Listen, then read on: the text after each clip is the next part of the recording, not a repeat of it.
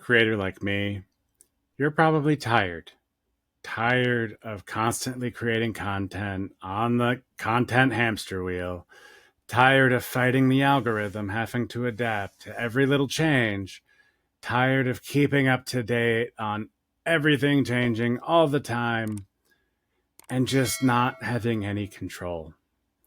Welcome back to the Idea Supply Chain, where we take a look at where ideas come from and what makes those ideas valuable. Telling you, I'm tired. As a creator, I do so much work, and honestly, it hasn't really paid off for me yet. And I'm okay with that because it is the long game, but eventually things have to start paying off, right? And it's great and all to talk about how you've got to just, be consistent, stay the course, constantly improve, and eventually you'll be okay. But at what point do we just say, like, fuck that? I need something that actually works and doesn't take years and years to build up. And so been brainstorming for quite a while, and I ended up building a digital twin, a copy of myself that can leverage my content on my behalf and help me avoid the damn hamster wheel that I'm tired of running on. So basically what I did is, if you've watched my previous videos on subminds, I went ahead and created a submind of myself, which was actually a little weird. I've created subminds of other people, and that felt totally fine. But it was really interesting to point it at myself and see what it saw. And so I'll throw the report up on the screen here that it pulled for me. And there are a few different interesting things. The part where it called me a communist is certainly interesting. I wouldn't say that I'm exactly a communist. I may have talked about that at some point. But overall, I do need to do some tweaking to this. But honestly, for the most part, it does a pretty good job of understanding who I am. But that's only part of it. So this is something to kind of give it a set of values and principles to start from. I think this is really important with this idea of like a digital twin. What you want to do is you want to create something that can act as your proxy in different situations. And so I tried to kind of get it to understand my values. And, it touches on the ideas of like fairness and efficient systems and, things like that. And that really is a lot of what I talk about. But then the second part is actually the content. So I don't want to rely on YouTube to get me views. I don't want to rely on Twitter to get me impressions, because frankly, they suck at it. And they suck at it because I don't like playing the content game. I talk about things that I'm interested in. I talk about the things that I think are valuable. And you know what? It's not going to be the thread about whatever mental models are currently in vogue, because a lot of that shit is bullshit and it's not really actionable. I like to talk about trends in technology. I like to talk about the things that I'm actually building because I find them valuable, things like that. And so I don't get the impressions, but I still like to share what I'm doing, just in case. Also, talking through things really helps me think about it more in depth.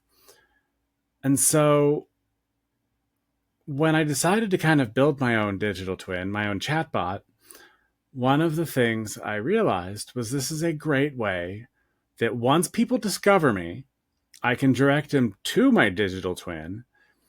And then all of a sudden, it's like a search engine, but focused on me. The narcissist in me absolutely loves that, because it's all about me, me, me. And that's especially impactful because I am an American, and we all know that Americans are all about ourselves. Rugged individualists, right? It's all me.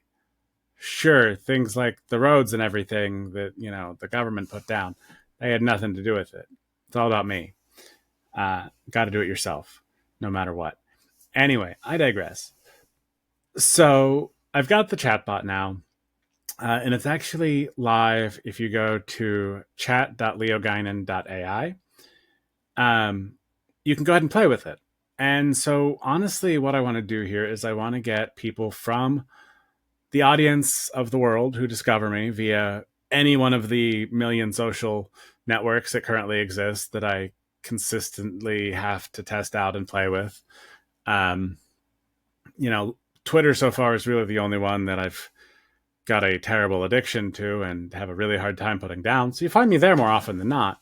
But also things like YouTube. I'm on LinkedIn occasionally. I've started playing around with Farcaster again. Things like that. But, one of the things is I really do try to spread myself out on the internet and give myself the opportunity to be found. I've talked about this before, where it's very much about increasing your luck surface area. But the problem is when you do that, you're kind of decreasing like the amount of focus you can have on really solving one platform. And you'll hear creators talk about this. And I don't actually like that because I think the problem with solving for one platform is that you end up over indexing on what the platform values and not enough on what your audience values. And so it ends up being this really weird case where you can end up going a completely different track. And there's a YouTuber I believe I've mentioned before by the name of April Lynn Alter, who actually had this happen on YouTube. Basically, early on, she started making YouTube videos about like crypto and NFTs, and that channel blew up. But then she got to a point where she realized like that's not actually what she wanted to talk about all the time. And so it really like burned her out, and she kind of, suffered like some poor mental health from that. And ended up getting rid of that channel and coming back with, well, not getting rid. I think she just stopped creating content on it, but I think it's still there. But now she's got her own channel that's focused more on how to create effective YouTube content, and she's really blown that channel up. And so you can see these negative effects come in from algorithmic influences. And the nice thing about having a chatbot that is your own and it's pointed at your own stuff is that you end up being able to create what you want to create and slowly pulling people in.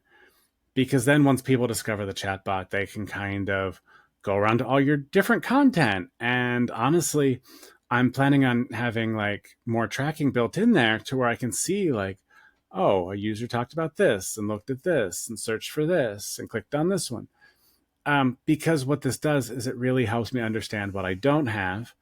And I believe I've talked about that before as well. So the importance of questions being very, very valuable for creators, because if I know what somebody is looking for and not finding, I can make sure that they find it next time. And as I develop more of an audience, I think this really creates some interesting dynamics that I can build off of. I also think it acts more like a very nebulous kind of way to gather audience feedback. I can actually seed it with ideas that I want it to ask people who, start chatting.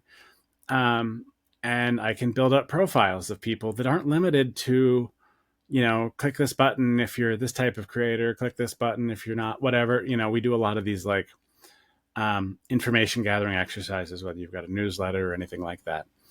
And so this gives me much more control over like what it's looking for. I can actually tweak it to infer various things about people based on the types of questions they ask. And that'll give me some really interesting audience segmentation things. So anyway, the chatbot is now live. I'm excited to kind of play around with it and see where it goes, because I think it's a really effective way as a creator to really build a deeper relationship with your audience. That's it for today. Thanks for watching. I'll see you in the next video.